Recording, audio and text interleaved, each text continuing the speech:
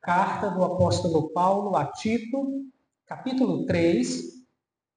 Nós iremos hoje encerrar esta carta, verso 12 ao verso 15.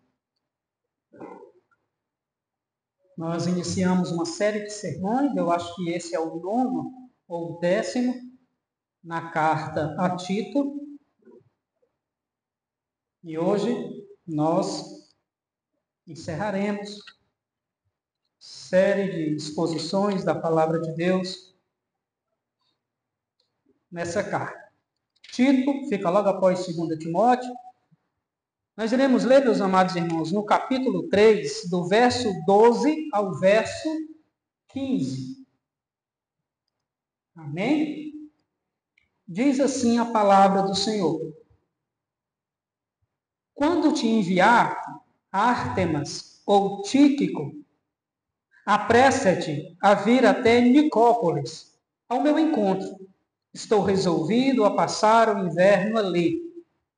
Encaminha com diligência Zenas, o intérprete da lei, e Apolo, a fim de que não lhes falte coisa alguma. Agora, quanto aos nossos, que aprendam também a distinguir-se nas boas obras a favor dos necessitados, para não se tornarem infrutíferos. Todos os que se acham comigo te saúdam. Saúda quantos nos amam na fé. A graça seja com todos vós. Amém. Vamos orar, meus queridos. Nosso Deus, que o teu Espírito aplique ao entendimento do teu povo aqui presente, daqueles que nos ouvem, a tua palavra. Espírito Santo, ministra o nosso entendimento, Senhor. Dá-nos a compreensão e a devida obediência às sagradas letras. Senhor, ministra a vida do teu povo. Rogamos a ti, ó Deus, certos de que o Senhor nos ouve. Pedimos que o Senhor olhe para a nossa nação, onde hoje, Senhor, estão sendo apurados ainda em alguns lugares os votos, e todas as cidades deverão escolher um prefeito e alguns vereadores. Que o Senhor tenha misericórdia da nossa nação. Que o Senhor possa varrer a corrupção desse nosso país. Tem misericórdia, Senhor. E que a tua igreja continue fiel à tua palavra, proclamando a verdade do Senhor, independente a quem quer que seja. Os valores da tua palavra, os princípios da tua palavra devem ser proclamados, ó Pai. Cuida da nossa nação, da nossa cidade, que a paz do Senhor reine. Nós oramos, nós pedimos e agradecemos a Ti nessa noite, no santo nome de Jesus Cristo. Amém e amém, Jesus. Podem sentar, queridos.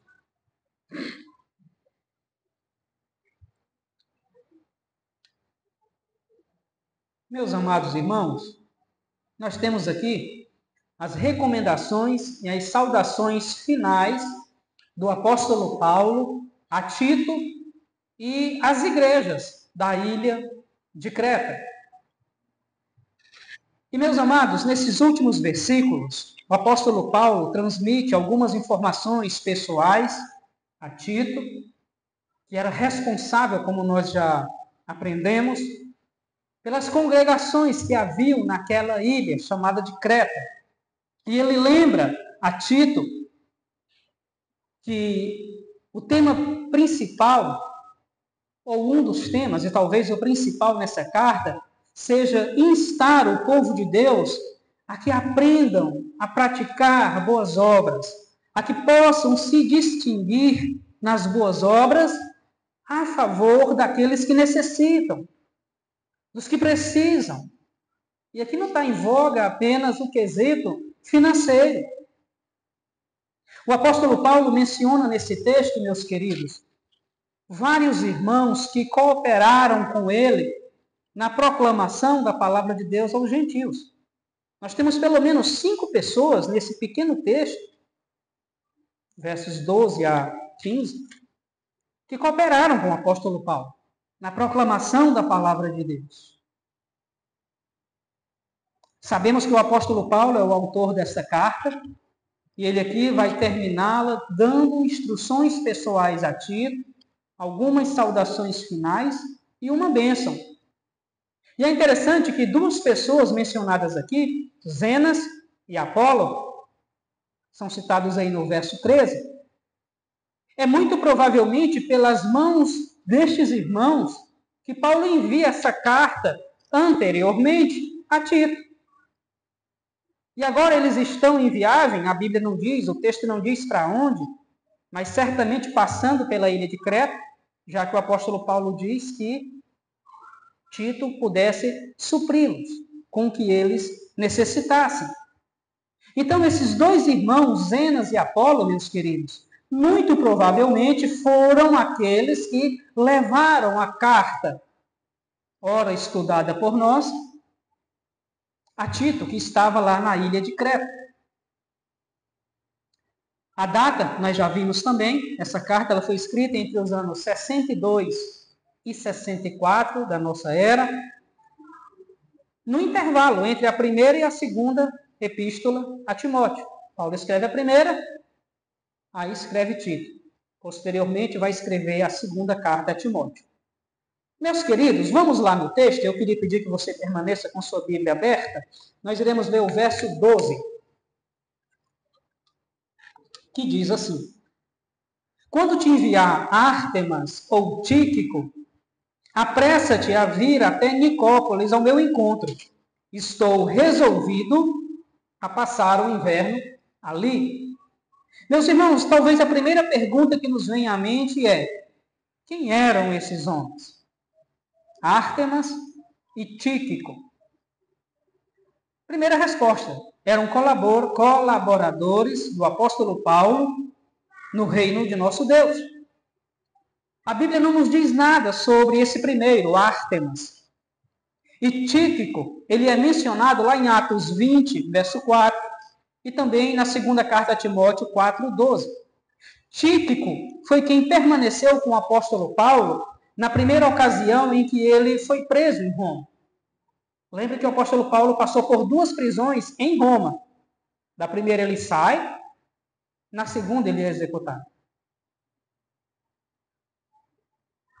Então, esse irmão Tíquico, ele permanece com o apóstolo Paulo durante a primeira prisão dele, lá na capital italiana.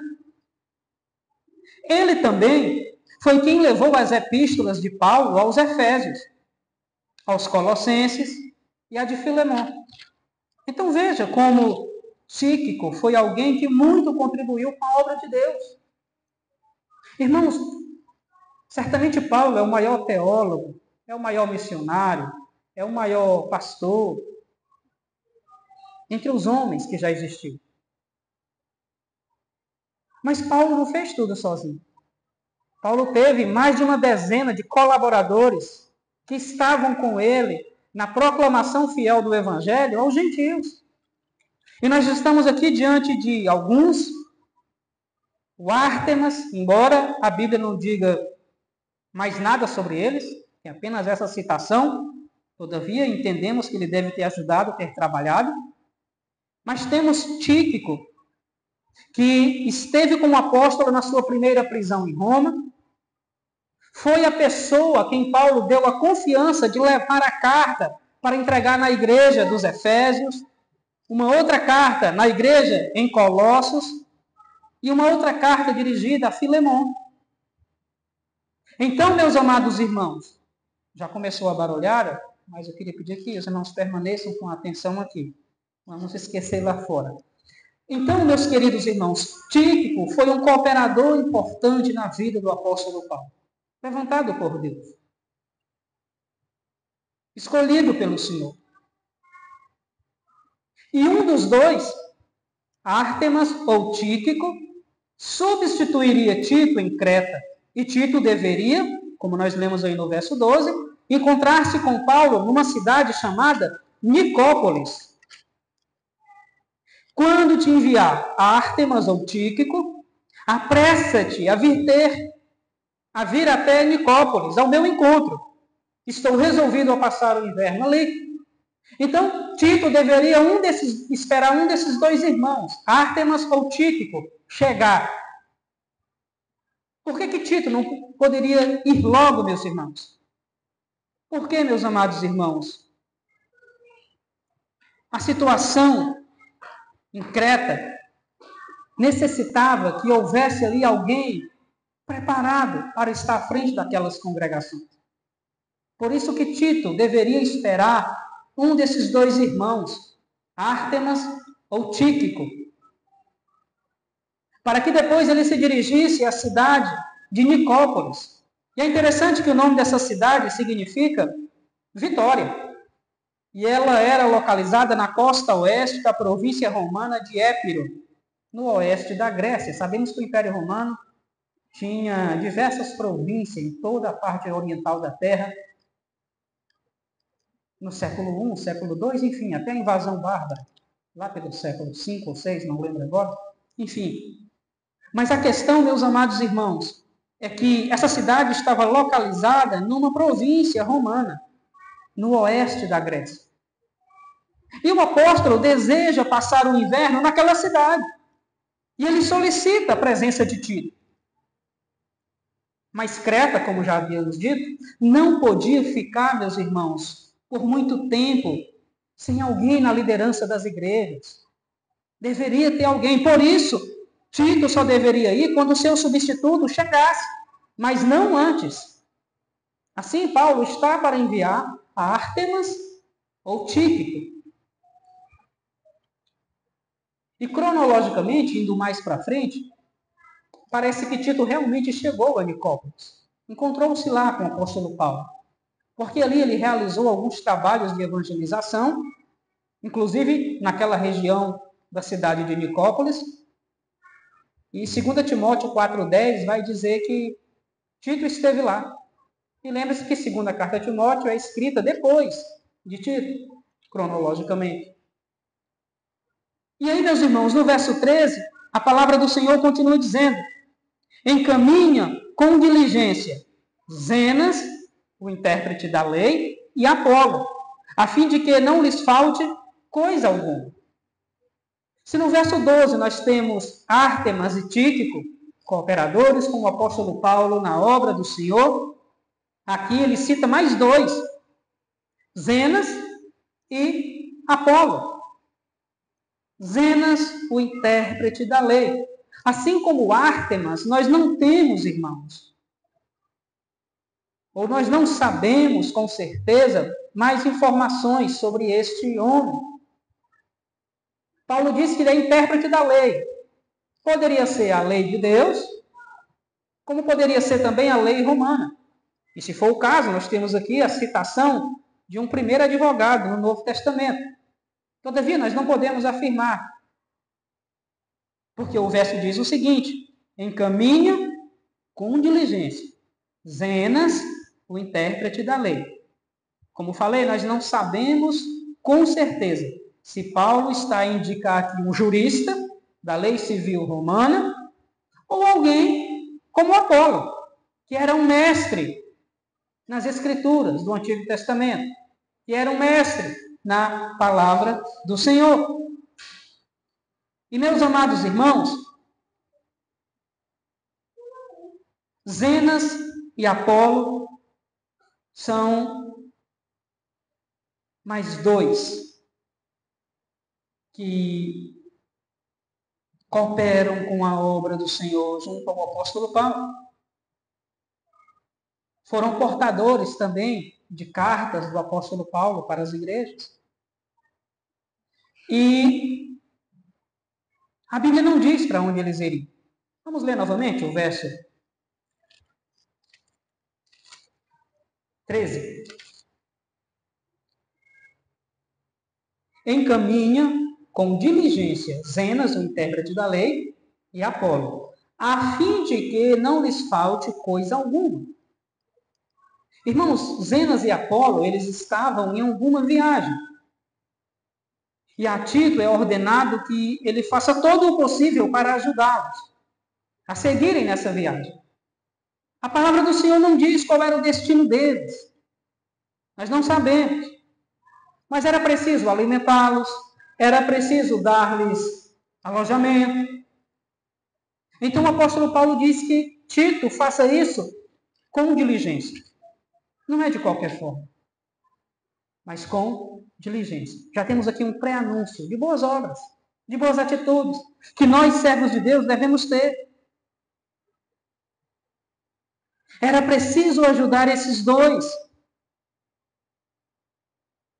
no que fosse possível a Tito, para que eles continuassem a viagem. E Paulo pede que Tito faça isso, meus irmãos, com diligência. Encaminha com diligência. Zenas, o intérprete da lei, e Apolo. Irmãos, o que é uma pessoa diligente? Se você for no dicionário da língua portuguesa, o diligente é uma pessoa que tem zelo e cuidado na realização de algo. É alguém que faz isso com uma certa velocidade, com presteza no realizar. Isso aponta para boas obras. Nós devemos ser pessoas diligentes na obra de Deus, na igreja. Não devemos esperar só a liderança, ou mesmo o pastor, fazerem as coisas. Nós temos a liberdade de trabalhar na obra de Deus. Aliás, para isso o Senhor nos chamou. Nós temos dito que tem pelo menos 5 cooperadores do apóstolo Paulo nesse texto, incluindo Tito, claro. Tito, Ártemas, Tíquico, Zenas e Apolo. Irmãos, ninguém faz nada sozinho.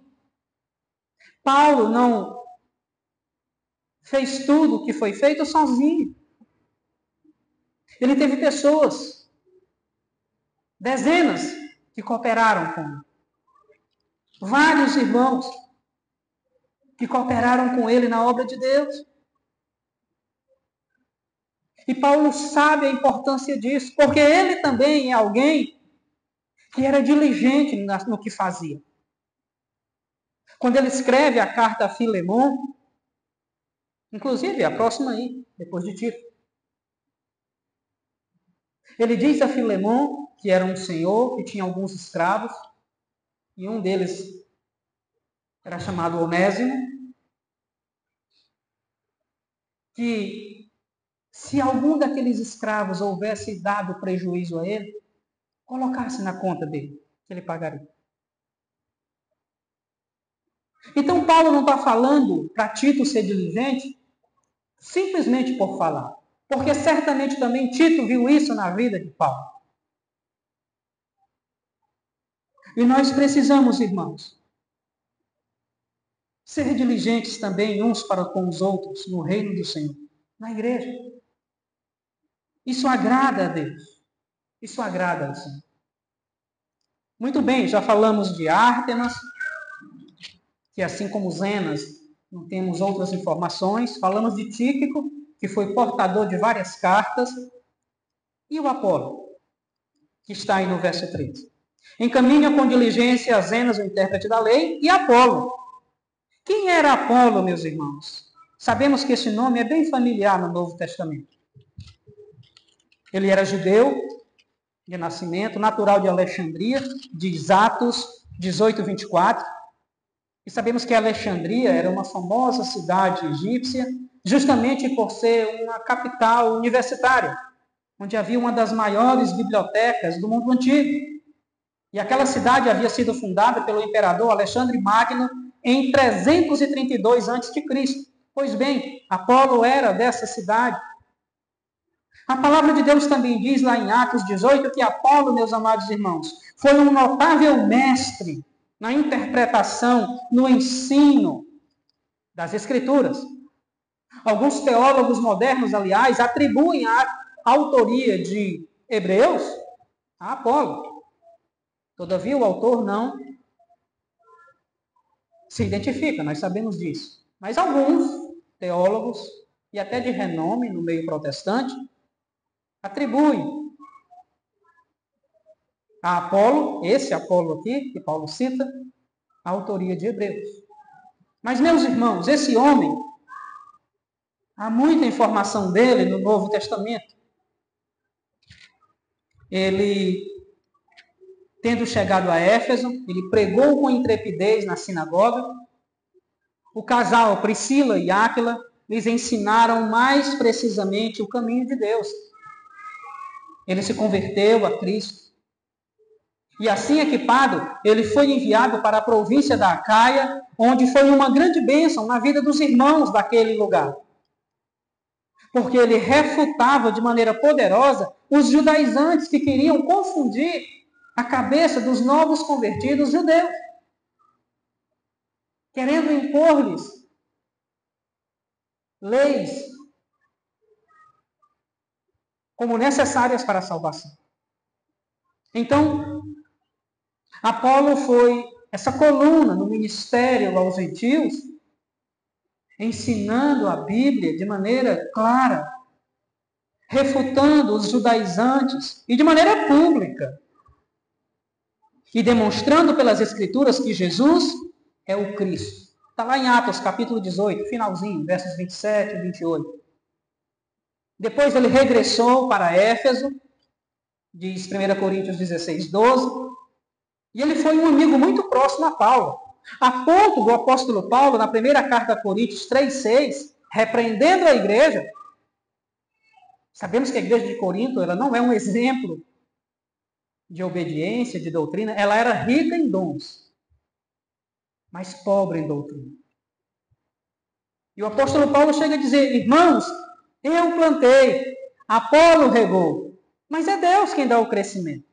Então Apolo foi um grande cooperador, meus irmãos, do apóstolo Paulo. Nós podemos até afirmar que ele foi um dos principais cooperadores do apóstolo na proclamação do evangelho aos gentios. E agora, ele está em viagem, juntamente com o intérprete da lei, Zenas, e Paulo pede a Tito que dê a devida atenção a eles, não de qualquer forma, não de qualquer jeito, mas com diligência. Dê àqueles irmãos o que eles necessitam, o que eles precisaram. E aí chegamos no verso 14 que diz, queridos: agora, quanto aos nossos, que aprendam também a distinguir-se nas boas obras, a favor dos necessitados, para não se tornarem infrutíferos. Meus irmãos,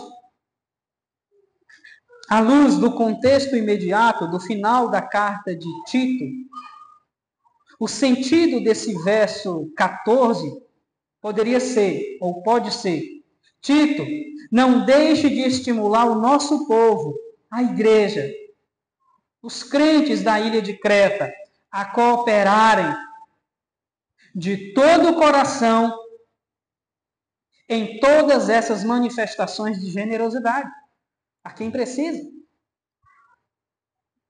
Irmãos, eles deveriam continuar aprendendo coisas desse gênero, ou seja, deveriam chegar a ser pessoas experientes na prática do bem, assim como o próprio apóstolo Paulo aprendeu, a ponto dele dizer que vivia em qualquer circunstância contente, fosse escassez, fosse abundância. Filipenses 4, 11. E esse aprendizado, meus irmãos, por meio da prática, é a mais excelente autoeducação que alguém poderia desejar.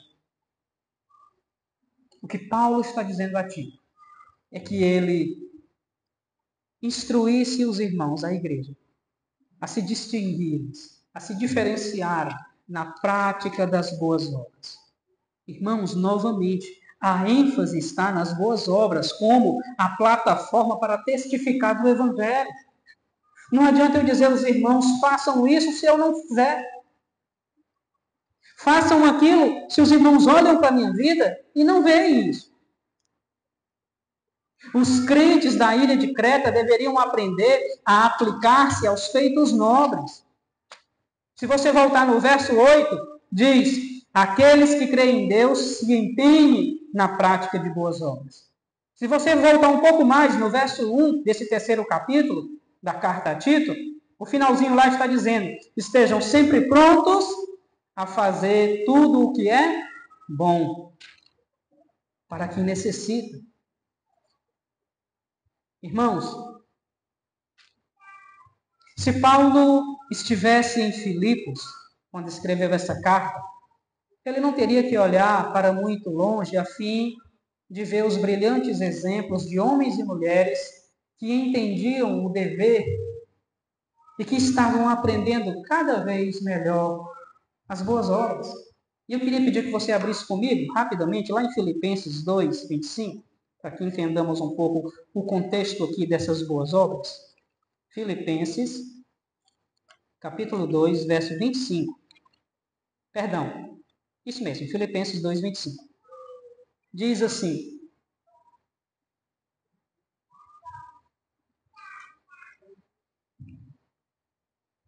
julgarei, todavia, necessário mandar até vós Epafrodito. Olha outro cooperador de Paulo aí. Por um lado, meu irmão, cooperador e companheiro de lutas, e por outro, vosso mensageiro e vosso auxiliar nas minhas necessidades. Boas obras. Um pouquinho mais para frente, capítulo 4, verso 16 aí de Filipenses. Capítulo 4, verso 16. Diz assim: porque até para Tessalônica mandastes, não somente uma vez, mas duas, o bastante para as minhas necessidades. A igreja de Filipos era uma igreja de boas obras. O apóstolo é quem afirma isso. E o propósito, irmãos, de termos boas obras está logo à frente, aí mesmo no verso 14. Para não se tornarem infrutíferos. O propósito das boas obras é para que não sejamos infrutíferos. Irmãos, de alguma forma, as boas obras, e elas não salvam, tá? Lembre-se disso, elas estão ligadas ao bom fruto. As boas obras, de alguma forma, estão ligadas aos bons frutos. Paulo compreende plenamente que, embora a graça seja a raiz da nossa salvação, as boas obras, os atos nobres, são o fruto dessa árvore. A salvação é pela graça mediante a fé.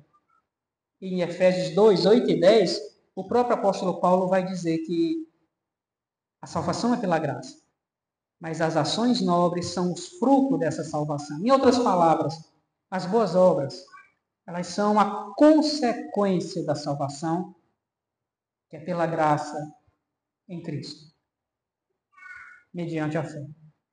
Meus irmãos, a salvação é de graça. E as boas obras são a consequência dela. Recebemos salvação de graça, mas a recompensa é recebida pelas boas obras. Aqueles que forem objetos do amor de Deus devem agora abrir o coração aos que necessitam. Devem ensinarem a eles a palavra de Deus. Porque o mundo necessita ouvir o Evangelho. A situação do mundo, irmãos, é desesperadora. Eles estão condenados. E somente Jesus Cristo pode reconciliá-los. E quem proclama a mensagem de Jesus é a igreja fiel dele. Então as nossas atitudes têm que apontar para Cristo Jesus, que é o único mediador entre Deus e os homens. Cristo Jesus, homem. Irmãos, aqueles que recebem o derramamento abundante do Espírito devem ser frutíferos na prática das boas obras. É interessante que os cristãos devem trabalhar não apenas para suprirem suas próprias necessidades, mas também para ter algo que possam dar aos outros. E aí chegamos no verso final, verso 15, que diz assim: todos os que se acham comigo te saúdam. Saúda quantos nos amam na fé. A graça seja com todos nós. Irmãos, nós temos aqui a saudação de despedida. E é interessante porque ela consiste em 3 partes. Todos os que se acham comigo te saúdam, ou seja, todos os colaboradores que acompanhavam o apóstolo enviam saudações a Tito, consequentemente as igrejas de Creta. Segundo, saúda quantos nos amam na fé. Então Paulo solicita que Tito seja portador das saudações de Paulo e de seus companheiros aos que estão cheios de afeto por eles na esfera da fé cristã, as igrejas da ilha. E por fim, a graça seja com todos vós. A bênção é pronunciada sobre todos os crentes que porventura ouvissem a leitura dessa carta lá nas igrejas da ilha de Creta. Pedindo o favor de Deus em Cristo em prol daqueles que não mereciam. E esse favor habitará em seu meio, enchendo o coração deles com paz e alegria. Meus irmãos, Tito deveria receber e transmitir as saudações dos irmãos. Ele não deveria ser apenas um receptáculo, mas também um canal de amor fraternal ao povo, à igreja do Senhor. E é interessante, irmãos, porque essa conclusão, mais especificamente, esse finalzinho onde diz, a graça seja com todos vós, é uma conclusão característica das epístolas paulinas. E assim, a carta é encerrada. A graça e as boas obras, meus irmãos, andam juntas. A graça é a fonte de vida e melhor do que a vida. Por ela somos salvos, por ela vivemos e por ela entraremos nos portais, nos páramos celestiais, na presença do nosso Deus. Mas, irmãos, antes de concluirmos essa preciosa carta, é bom voltarmos os olhos ao passado, atendendo à exortação de Paulo, que perpassa todo esse capítulo 3. E quais são, ou o que nós devemos relembrar? Relembre o que nós devemos fazer. Volte comigo aí no capítulo 3, versos 1 e 2. O que diz? Lembre-lhes que se sujeitem aos que governam, às autoridades.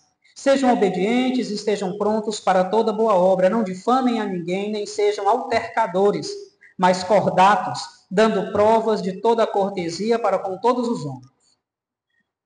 Isso é o que devemos fazer. O cristão é um cidadão da terra e do céu. E ele deve ser submisso e obediente.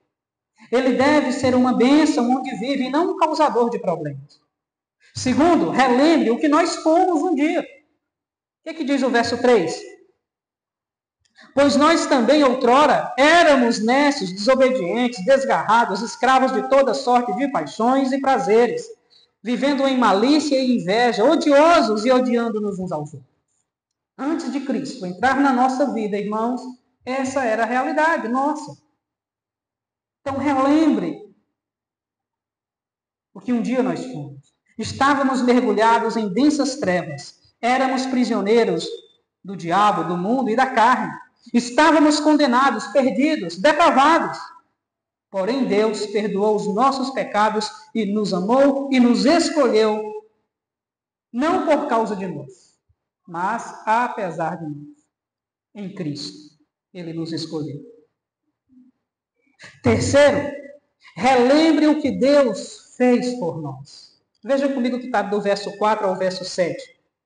Quando, porém, se manifestou a benignidade de Deus, nosso Salvador, e o seu amor para com todos, não por obras de justiça praticadas por nós, mas segundo a sua misericórdia, Ele nos salvou mediante o lavar regenerador e renovador do Espírito Santo, que Ele derramou sobre nós ricamente por meio de Jesus Cristo, nosso Salvador, a fim de que, justificados por graça, nos tornemos seus herdeiros, segundo a esperança da vida eterna.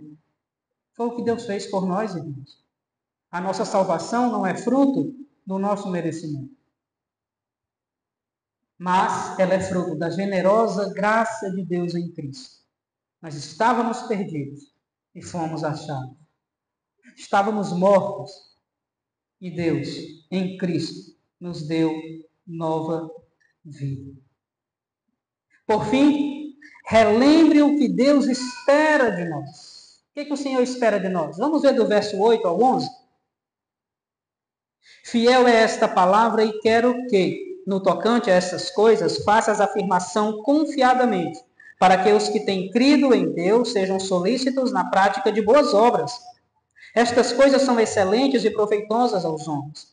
Evita discussões insensatas, genealogias, contendas e debates sobre a lei, porque não têm utilidade e são fúteis.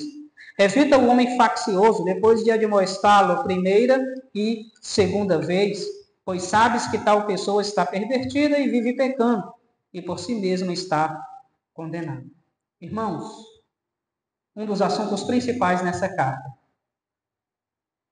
é a prática das boas obras. Ela está em 1,16, 2,7, 2,14, 3,1, 3,8 e 3,14 que acabamos de ler. Então, as pessoas que estão ocupadas com a obra de Deus, fazendo, cumprindo o vídeo do Senhor, não têm tempo para discussões inúteis. E lembre-se que as boas obras, elas são consequência do que Jesus operou em nossa vida. A salvação. Concluindo, irmãos, vários servos do Senhor Deus auxiliaram, cooperaram no ministério da palavra de Deus levada aos gentios, que tem como figura mais importante, mais proeminente, que foi a quem Deus escolheu para tal, apóstolo Paulo. Mas ele não fez tudo sozinho. Deus deu a ele, ou a obra dele, na verdade, muitos cooperadores que auxiliaram o apóstolo Paulo. Alguns que o traíram também, como Alexandre.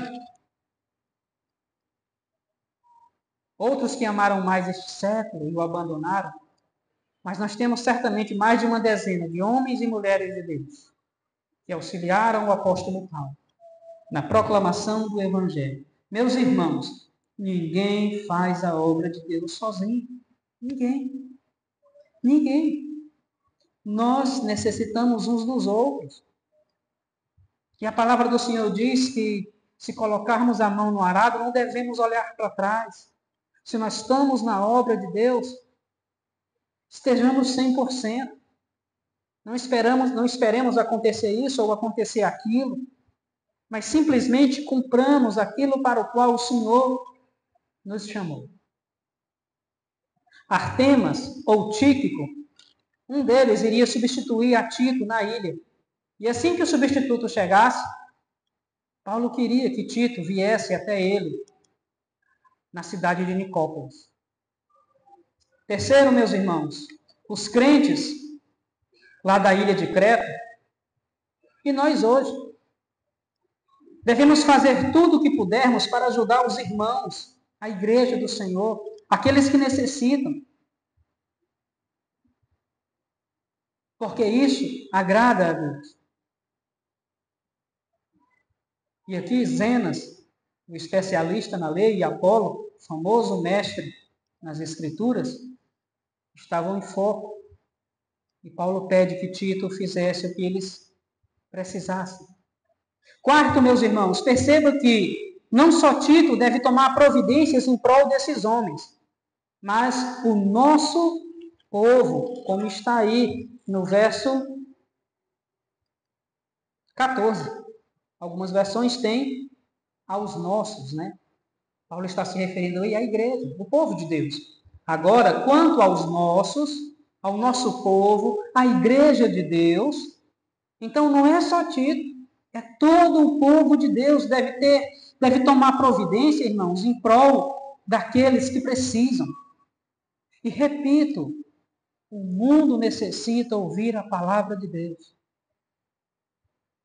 E se o mundo não para abrir a Bíblia, eles certamente pararão para ver nossa vida. E nossa vida deve expor a palavra de Deus para eles. Os princípios e os valores delas. Por fim, meus irmãos, não esqueçamos que o principal propósito dessa carta era incentivar Tito a completar a organização das igrejas em Creta. Segundo, confrontar a ação dos falsos mestres naquela ilha. E terceiro, instruir os irmãos a terem uma conduta cristã apropriada. E aqui inclui as boas obras, o nosso testemunho, que tem que apontar para Jesus. Meus irmãos, que o Senhor aplique essa palavra à nossa vida. Que assim como Tito, que cuidou de várias congregações na ilha de Creta, que ordenou ali presbíteros para que cuidassem, homens capacitados, preparados, para que cuidassem do rebanho de Deus, que nós tenhamos também essa responsabilidade na casa do Senhor, na nossa vida com Deus, na nossa devocional diária. Que o Senhor aplique a nossas vidas a sua palavra. Amém? Queria convidar você a se colocar de pé. Nós vamos orar mais uma vez. Queria pedir que você feche os seus olhos, curve sua cabeça, oremos ao Senhor. Senhor, agradecemos pela oportunidade que o Senhor nos deu de concluirmos uma série de sermões expositivos aqui na carta a Ti. Oh, meu Deus, que a Tua igreja tenha aprendido e ponha em prática os valores, os princípios da palavra do Senhor para nós. Senhor, que o Senhor nos livre do falso evangelho, que o Senhor nos livre dos falsos mestres, que o Senhor nos ajude a frutificarmos em Cristo. E isso significa termos boas obras, consequência da obra do Senhor em nossa vida. Que o Senhor nos ajude, meu Deus, a vivermos de tal forma que o Senhor seja glorificado em nós. Senhor, tem misericórdia de nós. Nós te pedimos e te agradecemos nessa noite, no maravilhoso nome de Jesus Cristo. Amém e amém, Jesus.